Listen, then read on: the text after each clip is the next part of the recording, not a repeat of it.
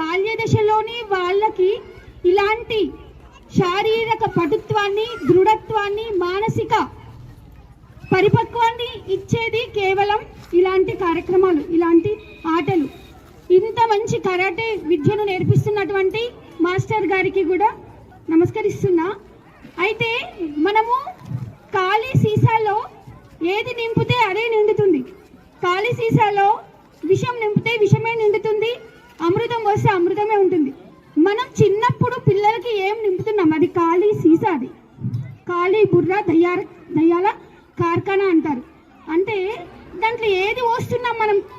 తల్లిదండ్రులం ఏం అందిస్తున్నాం వాళ్ళకి? అది ఖాళీ బుర్ర.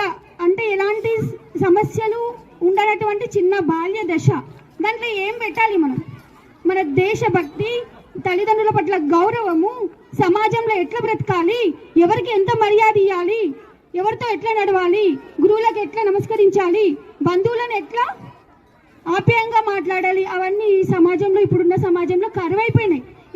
ఇప్పుడు మనం చూస్తున్న పిల్లలు కరెక్ట్గా పెరుగుతున్నారా? సరైన విధానంలో పెరుగుతున్నారా?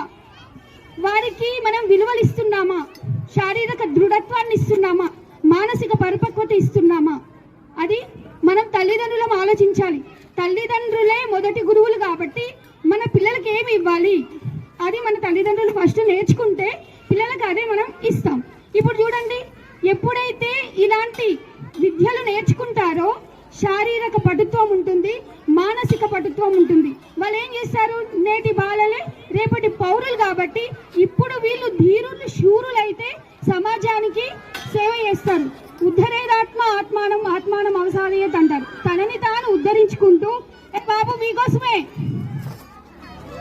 తనను తాను ఉద్ధరించుకుంటూ అంటే తన శరీరాన్ని పటుత్వం చేసుకుంటూ, దృఢంగా చేసుకుంటూ, ఒక యోధుడిలాగా మారి తనకేదైతే ఆపద వచ్చినప్పుడో ఆపద నుండి గట్టెక్కించుకోవడానికి మన చేతులే ఒక ఖడ్గం అవుతాయి. కణకణం ఏమైతుంది? కణకణం దృఢత్వం అవుతుంది. కాబట్టి చేతులతో ఏ ఆయుధాలు అవసరం లేదు. ఒక పంచ్ ఇస్తే చాలు.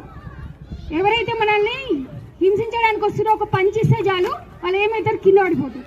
అట్లా తనను తాను ఉద్ధరించుకు మిగతా వాళ్ళకి, అభాగ్యులకు, ఏమంటారు, శక్తిహీనులకు సహాయం చేయడానికి విద్య వినియోగించుకోవాలి. కానీ ఈ విద్యని, ఈ అమూల్యమైన విద్యని అధర్మానికి వాడొద్దు.